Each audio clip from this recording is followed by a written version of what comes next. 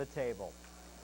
There have been some horrific goaltending moments in the Premiership this season. You can add the Hammers' David James to the list. That includes Villa's Peter Enkelman and Liverpool's Jerzy Dudek. James beaten by Damien Duff in the 4th minute when he let the ball play him instead of playing the ball. James allowing that ball to just bounce, and it moved to his right and right on in. West Ham get that one back in the 24th minute. Steve Lomas' shot from just outside the box is misplayed by Martin Taylor. No chance for Brad Friedel. Own goal makes it 1-1. Second half, Rovers again regain the lead. 78th minute, 2 guys pass on target for Andy Cole, who had broke loose from Gary Breen. Slips around James, 2-1. That's his 150th Premiership goal. 4 minutes from time, West Ham salvage a point. Ian Pearce will head the ball to the front of the goal. Jermaine Defoe, who started on the bench, nips in front of Andrew Todd to score. 2-2 the final as James is bailed out by his mates.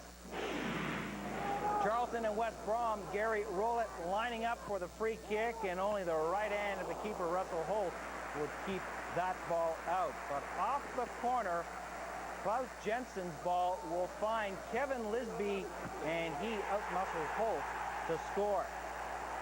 Lisby was just in a better position than Holt for the ball, and he won the battle for it. West Brom's Jason Kumis with the free kick that gets by the wall but hits the outside of the post. In the second half, Charlton's Richard Rufus will have a good hold of Jason Roberts' shirt and arm, drags Roberts down, but no call from the referee Steve Dunn. 1-0 is how it ended. Charlton have earned 18 points from their last 8 games. That's the first corner we've let in all season, and it was a poor goal to give away. And somebody in the team didn't do the job, but after that we can't really do much more other than take our chances. But we've been saying that for a long time.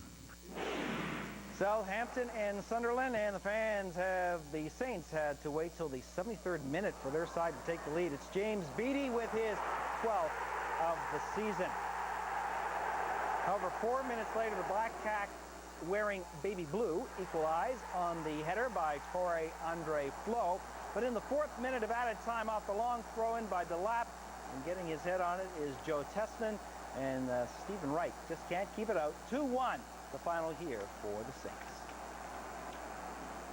Alan Shearer is one of the most respected players in the EPL. The Newcastle captain entered the game versus Tottenham having scored 12 goals, which is almost half of the overall output of the Magpies' total of 30. Shearer recently scored his 350th professional goal, and since he's retired from the international scene, he says that his game has improved because of the extra time off he's had to recover. Meanwhile, 8th place Tottenham headed to St. James's Park, having recently drawn with Charlton. Tottenham came close in the 8th minute. This is Robbie Keane working on Stephen Caldwell on the right side, as Keane would decide to go short side, but he's stopped by Shea Given. Later, poor defensive play by Ledley King as he would put the ball onto the path of Craig Bellamy. Bellamy puts the ball wide, and maybe he feels he should have finished a bit better. Newcastle would score in the 17th. Laurent Robert with the throw-in. Andy O'Brien heads it down. It's Gary Speed. He scores to make it 1-0, beating Casey Keller. It's a nice pass by O'Brien. Space for Speed. All set up with the long throw-in. And, of course, Speed with a good finish, who scores his 2nd goal in the EPL and his 1st since September the 2nd when he scored versus Liverpool. 20th minute, off the corner for Newcastle. Shearer would swing it, and he misses. On the replay, you'll see it's Mauricio Taricco who actually saved it from going in.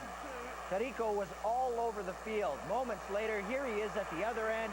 He unloads on Given. Given playing well struck ball as he swats it away to Shea Given. 23rd minute, Speed was heading off, substituted because of injury, and he was replaced by 19-year-old Jermaine Jenas, who Bobby Robson, the manager of Newcastle, feels that he is indeed the real deal and a big future prospect.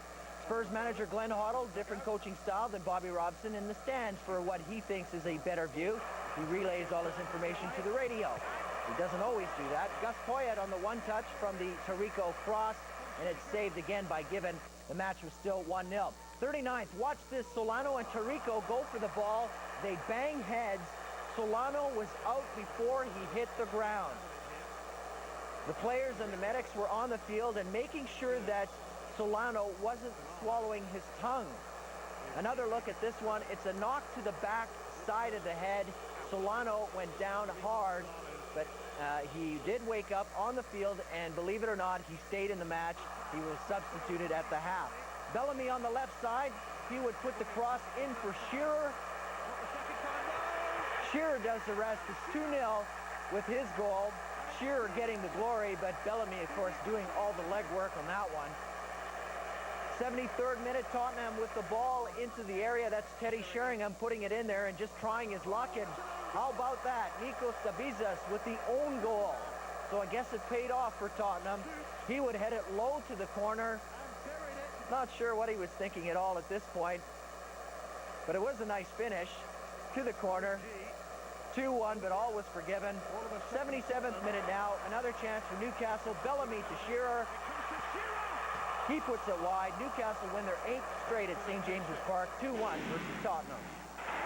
Manchester City versus Fulham at Loftus Road. Nicholas Anelka was the goal scorer. 83rd, Sean Wright Phillips to Anelka.